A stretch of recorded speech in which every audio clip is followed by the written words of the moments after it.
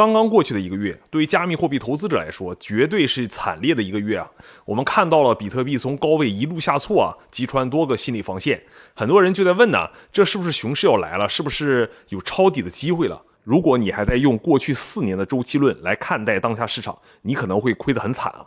本月比特幣的大跌呢，不是簡單的技術性回調啊，而是全球宏觀經濟底層邏輯發生巨變的結果。我們正在經歷一場系統性的去槓桿。美國政府停摆的風險、美联儲权力的交接以及地缘政治的极度不穩定啊，這3股力量合在一起，直接擊碎了比特幣作為数字黃金的避險蓄勢。各位早上、中午、半夜起的朋友們，大家好，我是五人。目前我的账號呢有4200粉絲，希望您能關注我。您的關注是我更新的最大動力哦。我的核心觀點非常明確，在2026年的宏觀環境下，比特幣作為避險資產的身份已經失效了。資產正在用腳投票，他們拋棄了數字黃金，湧向了真正的金銀，以及能夠產生實際現金流的 AI 基礎設施。雖然2月份金銀也在下跌啊，但是遠期來看，依然是熱錢的第一目標。对于普通投資者來說，死守比特幣也許不再是最好的策略了，機會已經轉移到了那些不僅能夠活着，還能與實體經濟掛鈎的領域。我們先看數據啊，進入到2026年1月，比特幣原本試圖在9萬美元上方企穩，但是這個努力就在月中徹底失敗了。到了月底，比特幣甚至一度跌破了8萬美元，觸及了2個月來的最低點。僅僅在1月31號那個周末，市值就蒸發了2200億美元。這個跌幅是驚人的，尤其當你對它在2025年10月創下12.6萬美元的歷史新高點時，短短幾個月，跌幅就將近30%到35%。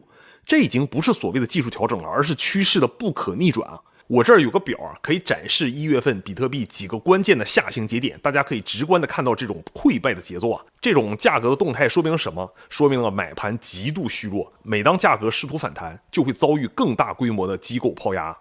這就引出了一個問題，錢都去哪兒了？錢並沒有憑空消失，它只是轉移了陣地啊。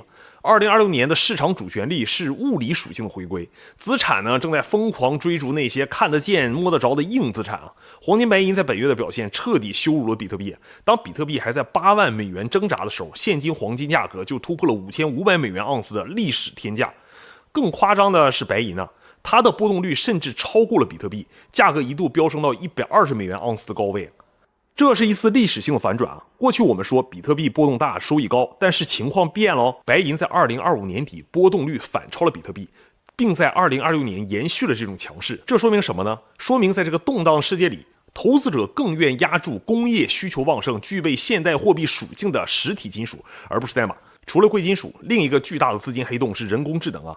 AI 行業正在經歷所謂的盈利超級週期啊，這不再是講故事的階段了，而是實打實的基建投入啊。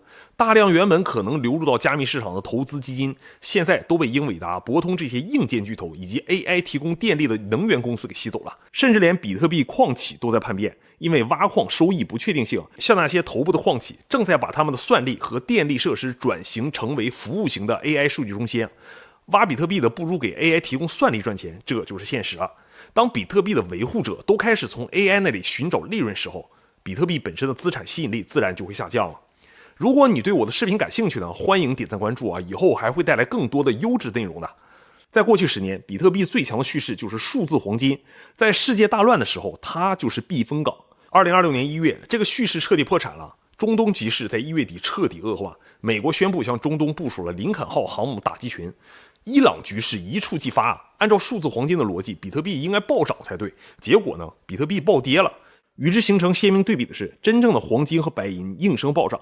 市場用最直白的語言告訴我們，真正的戰爭風險面前，投資者只信任物理黃金，不信任數字代幣啊！這對比特幣的長期估值邏輯是一個巨大的打擊。如果它不能對沖地緣政治風險，它的溢價就從何而來呢？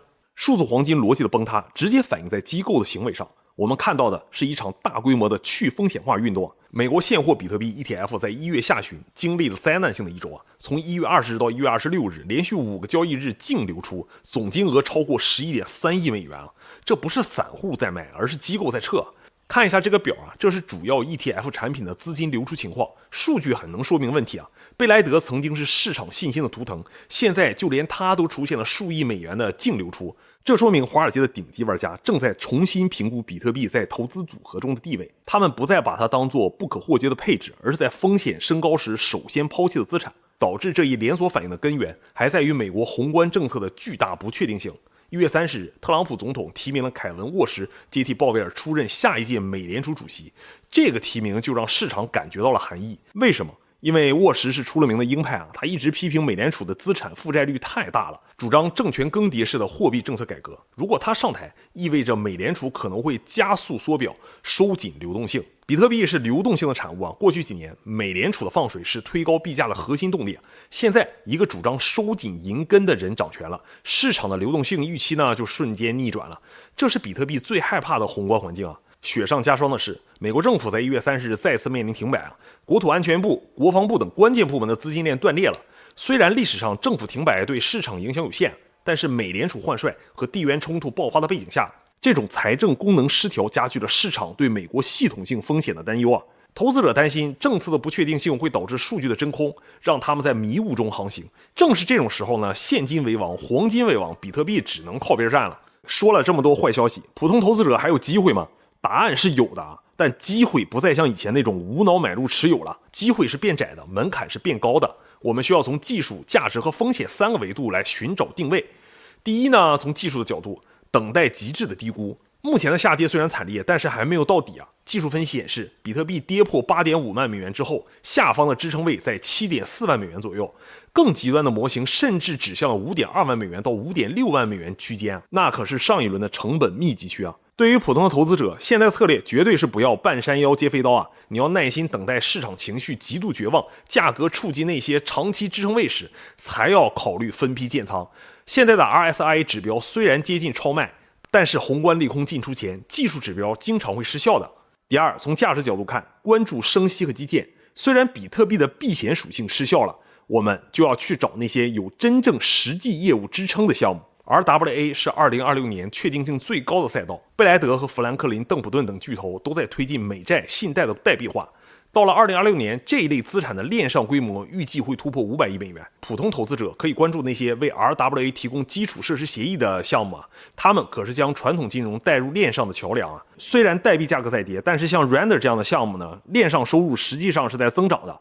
這說明他們有真實的需求，與其賭空氣幣，不如關注這些有實際現金流的硬件網絡。還有一點我要說的就是穩定幣理財啊，在市場動盪期呢，穩定幣的需求不降反升，持有 USDC 或者 USDT 在 DeFi 協議中獲取相應穩定的收益，是過渡熊市的明智選擇。第三，風險造成的機會窄化。必須承認，以前那種隨便買個山寨幣就能翻100倍的日子結束了。隨着監管的收束，特別是美國相關法律的立法和推進，合規成本將淘汰掉90%的項目。未來機會只能屬於1%的頭部合規項目，普通投資者的選擇範圍會被迫收窄。但是呢，我們的目標也就更清晰了，不要去碰那些匿名的、沒有審計的土狗項目，緊跟貝萊德啊、Coinbase 這種機構的步伐，看他們投資了哪些基礎設施，那裡才是最安全的邊際所在。最後，我們簡單展望一下2026年。2026年將是加密貨幣的成年禮啊，狂熱的投機即將退潮，取而代之是實用主義的覺醒。我們將看到穩定幣的發行量突破1萬億美元，成為跨境支付的標配。我們將看到更多的企業將資產負債表的一部分通過代幣化國債來管理。我們將看到區塊鏈技術真正引入後台，成為 AI 代理之間的進行自动支付的結算層。對於比特幣，它可能需要很長一段時間來消化宏觀層面的利空啊，在這一個比較低的區間裡重新尋找平衡。它不會死啊，但是暴富神話的光環將在2026年徹底褪去了。在這一個新時代呢，活下去的法則只有一條：尋找貨真價實，遠離宏觀泡沫。以上呢就是今天的分析了。市場很殘酷，保持清醒。我是五人，如果你對我的視頻感興趣，歡迎點讚、訂閱、轉發。您的關注呢，將是我更新的動力啊。我們下期再見。